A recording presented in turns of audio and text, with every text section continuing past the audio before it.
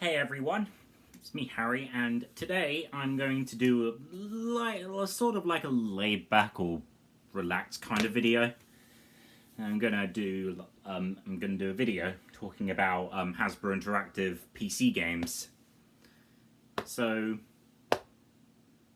most of you have grown up in like the 2000s or maybe the 90s have heard of Hasbro Interactive. So they were Hasbro's video game division, and they published games based on some of their own properties as well as third-party properties. So yeah, you're definitely familiar playing Monopoly or Tonka games, or maybe playing stuff from maybe crashing coasters on Roller Coaster Tycoon. So yeah, Hasbro have had a lot of success, and then of course they tried to become big. And that eventually led to their purchase by Infogrames in 2001. We're going to take a look at a few of their PC games. They did release console games, but I'm strictly going to focus on PC games in this video. I could mention console versions, but I'd rather not. So we're going to start off with just the usual like board game adaptations. So things like Monopoly from Westwood Studios come into play. So this version of the game is not the original big box release. This is the 1997 reissue. Because back when Hasbro Interactive was founded, they were called Hasbro Electronic Entertainment. But still, this is usually classified as one of the best computer adaptations of Monopoly. And with some adjustment, you can actually get it working on Windows 10 and 11. And that's pretty cool.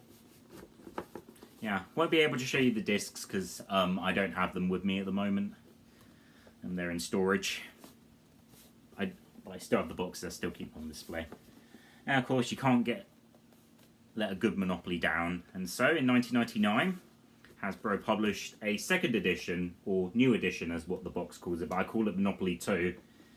And this was from Artex Studios, a company that, a Canadian company that mostly did quite a few titles for Hasbro Interactive. So this was a 3D version. And then it says on the bottom, create your own city or choose one of 12 new locations, city versions. So yeah, it was trying to be like Monopoly 1. Well, I mean Westwood Monopoly, but yeah, it was what you'd expect. Then you have some other adaptations like the 1996 adaptation of Risk, which I said came out in 1996, from NMS Software, I think. So this was styled like a real-time strategy game. In fact, there's actually a few other like games that have this similar kind of tactic. Like the Asterix game for the PlayStation by Infogrames has a similar kind of gameplay mechanic. Can be quite confusing at times. And then inside the box you'd get this little catalogue that contains some other Hasbro Interactive titles. So inside you get adverts for, you get a battleship. And then it says on the bottom that there would be a Sega Saturn and PlayStation version coming in 1997, but those never came to fruition. In fact, Hasbro Interactive didn't release any games on the Sega Saturn. And then here's Risk. It does also mention a PlayStation version, which did come out, but by a different game company. Well, I mean, by a different game developer. And the Saturn version never saw the light of day. There's Westwood Monopoly. And Cluedo. So, which are, I think, and then we have Trivial Pursuit, Yahtzee, Othello. So just the usual fare of Hasbro titles. And then they also advertise a few Play School games as well. So you have Mr. Potato Head Saves Veggie Valley, Play School Puzzles, Play-Doh Creations, and Tonka Construction 1, which was actually branded as a Play School title in the UK, I think, but I don't know for sure. Because the covers could just be prototypes. So, there we are. And then in this case, with this style of packaging, it just comes with like a little plastic thing with the Hasbro Interactive logo embossed onto it. Cellophane, I think it is, or some sort of polystyrene like plastic. And then one of the games that they did advertise on the back was Cluedo, also released in 1996 from Multimedia Investments PLC. So this was a port of the Philips CDI version of Cluedo. Although it only includes the first 3 CDs, it doesn't include all of the missions on it. I like the CDI version, but still, it's a pretty interesting take on Cluedo with full motion video and all that. And then when you get to like more interesting like adaptions, you have like Boggle on CD-ROM. So some of these I got brand new because these were probably just excess inventory after Hasbro Interactive shut down, like stock that they never managed to sell and that you can get for really cheap nowadays online. And then another one that I also got really cheap online is Mastermind. Not the game show, the board game that has nothing to do with it. It's another Hasbro adaptation or something along those lines. It actually says it's owned by Invicta Toys and Games Limited. So by this point, the Hasbro Interactive's packaging started using this kind of boxing. Some versions of the box had a larger version of Hasbro Interactive's logo on it, and Hasbro Interactive with this smaller like kind of font. But yeah, so this one came out in 1997 as well. Actually, it says 1998, but you get the idea. I think the US release was very similar. So those were just some examples of board game adaptations. There were loads and loads more to count. And a few others, like non-board game, like kiddie games, included the Tonka titles, which I previously just mentioned. Here's Tonka Construction 2 from 1999. Some of the Tonka games in their original boxes can be quite hard to find, but it sometimes can be quite easy to find. Yeah, Tonka Construction 2. As I said, there were quite a few Tonka games, and this was from Imagine Engine. And then here is Tonka Space Station from 2000, from Data Design Interactive. Yes, the same Data Design Interactive that made those crummy Wii games. See right down there, Data Design and Image Builder. And no surprise, this is usually classified as one of the worst of the Tonka license games, and that's saying something when most of them are pretty well made. So that's just a few examples of Hasbro-owned properties. But, as I previously mentioned, haven't mentioned yet, Hasbro would end up purchasing the Atari brand in February of 1998. And what would they do with it? Well, no surprise here. Make 3D remakes of it after the success of their Frogger remake from 1997. I don't have that in the box. I have the PlayStation version, but once again, I said that this was just, well, you get the idea. I do actually have all of their Atari PC titles. So I'm going to start off with Centipede 3D from 1998 from Leaping Lizard Software. I actually really enjoyed this remake. It was just really fun to play. And the story was, well, it's there, and the protagonist was there, but you get the picture. It doesn't have the original Centipede arcade game on it, though. It just has this like 2D version of the 3D remake where you play Wally and all that. And once again, it has the same like box style. It's covered in tape because the box has been wearing out because I've been using it quite a lot. Just moving something out of the way just so that I can get it. And then by 1999, they started branding all their arcade remakes under the Atari brand. And then we have Missile Command from 1999. So the thing with this packaging is that it's actually in multi-language. It's in Danish and Swedish as well. So you get the, so there you go. And then inside you obviously get the jewel case and all that, but there's also a manual in there as well. and that's because of the fact it is a multi-language release. So this is from Mediavent Interactive and Rainbow Studios. It was also released, as I said, in 1999, and also in 1999 came Pong, the 3D remake of that, or Pong the Next Level in North America, from Supersonic Software. Look at how bright and cheerful this is. It's certainly a family-friendly game until you realise how difficult it is at times. This is certainly made for experienced Pong players, wouldn't you think? Next up is Cubert.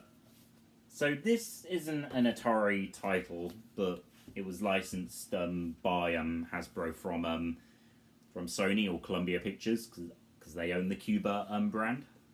Yep, Columbia Pictures does actually own Cubert, which is funny enough. So this came out also in 1999. So I've had this box since 2017, and my copy of Pong that I had there was brand new as well. There you go. And then they also branded the next Tetris from Blue Planet Software under the name as well. And then it talks about what Tetra Addict is. Yeah, I'm addicted to Tetris. Boo, boo, boo, boo, boo, boo. Yeah. And then in 2000, we came Breakout. So yeah, they made a 3D remake of Breakout as well. It's also from Supersonic Software. So this was made after they did the Pong remake. It's a story of Bat Meets Ball. It had a story mode. So yeah, Breakout needed a story mode, I guess. And then one instance of the brand being used for a non-arcade game, an original title in this case, is Nerf Arena Blast from 1999. So yep, they branded this under the Atari name for some reason. Probably because of its like arcade-like game mechanics or some of that. It's, as I said, it's just Unreal Tournament for kids. This game is, and it's, as I said, it's still a fun game. It still has a community and all that. And of course, it has this manga-like art style on the front. However, and next up we have this was one of the games I've been looking for in the box for years, and then I've finally found it on Amazon one day, well, eBay one day, and that was Frogger 2: Swampy's Revenge. And so this was released in October of 2000. It came out the same day as Breakout, I think. So yeah, I have the sequel to this, but I do not have Frogger, the original Frogger remake in the box.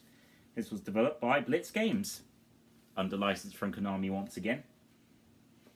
And then the other one, which is when Hasbro obtained a license from Namco to release games based on some of their properties on PC, we have Pac-Man Adventures in Time, released in November of 2000 in the UK. Yeah, the box of this is quite hard to find, really. It doesn't really show up on eBay that often. And then lastly, I have the only title that I have under the Microprose brand, and that's B-17 Flying Fortress the Mighty Ape. So Microprose, most of you are familiar with them, Sid Meier's company, before he founded Firaxis Games, and then Microprose bought out Spectrum Holobyte, and then they rebranded, and then eventually Hasbro bought them out, and there you go, they branded all their strategy games under the name. So like, even like Hasbro titles like Risk 2 were branded under the Microprose name, which is kind of interesting if you'd ask me. So this is, as I said, this is the only Microprose game I have in the box. I don't have Rollercoaster Tycoon or anything like that, which is surprising. So these are all the big box games. But what happened after Hasbro Interactive was purchased out by Infogrames? Well, of course, you have some more titles. So we're going to start off with like titles that were originally planned to be published by the company, but sorry everyone. Actually, I'm going to start off with like reissues first, because they do include some titles that I do not have in box form yet. So here's the reissue of B-17 Flying Fortress the Mighty Ape from 2001. So what Infogrames usually did was, this was by then when they started phasing out the Microprose names. So they're not mentioned anywhere on the front of the bot of the keep case, but they are on the back. And this version of the game is slightly different from the original box release. It doesn't include safe disk, so you can play this without. So you can play this on Windows 10 or newer without any problems at all, and it doesn't require the disc to play. Next up is Rollercoaster Tycoon Loopy Landscapes, standalone release. They did release added attractions as a standalone release because it was already included on Loopy Landscapes, as what it says on the back. And it also has Microprose logo on it. Then here is the disc for Loopy Landscapes. Oh, and it also mentions that it also includes Alton Towers and Pleasure Beach recreations as well. And then there were also a few reissues that were branded under the Best of Infogrames banner, like the Rollercoaster Tycoon base game. What is really weird is it says licensed by Hasbro, even though this is not an original Hasbro property. It was obtained over by the company, by Infogrames, once they bought them over. And then it comes with the disc, which I do believe might have been used on the standalone Rollercoaster Tycoon reissue by Infogrames as well. So this came out, I think, around 2002. And then next up, we have Monopoly Junior, a 2001 reissue. Part of the Infogrames Replay brand, which was originally owned by GT Interactive beforehand. And this was developed by Mind's Eye Productions. And then one of their licensed titles that Hasbro released was Thomas and Friends: The Great Festival Adventure. This is also the Replay reissue, as I said before. This reissue came out in 2002. Hence the Ghislaine logo. Yeah, it doesn't run very well on modern Windows. It's pretty slow.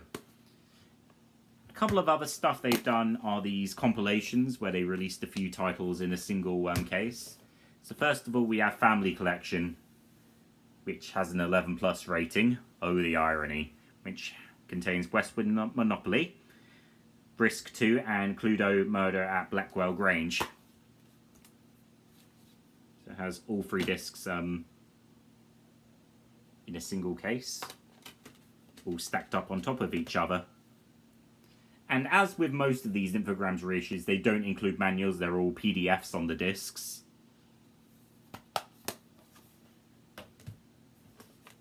Here's Totally Flying, which contains 3 Microprose titles: B-17 Flying Fortress, European Air War, Falcon 4.0.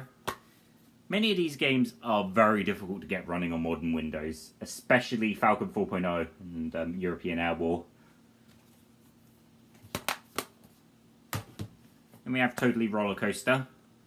So this is a combination of Rollercoaster Tycoon, Loopy Landscapes, and the base game. So the discs are slightly different.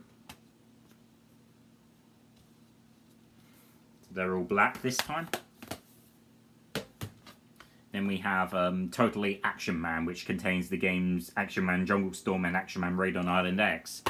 I don't know if it's me or not, or if it's just my copy, but each of the games are actually reversed. So the data of Raid on Island X is actually on the Jungle Storm disc, and Raid on Island X actually has the Jungle Storm data on it.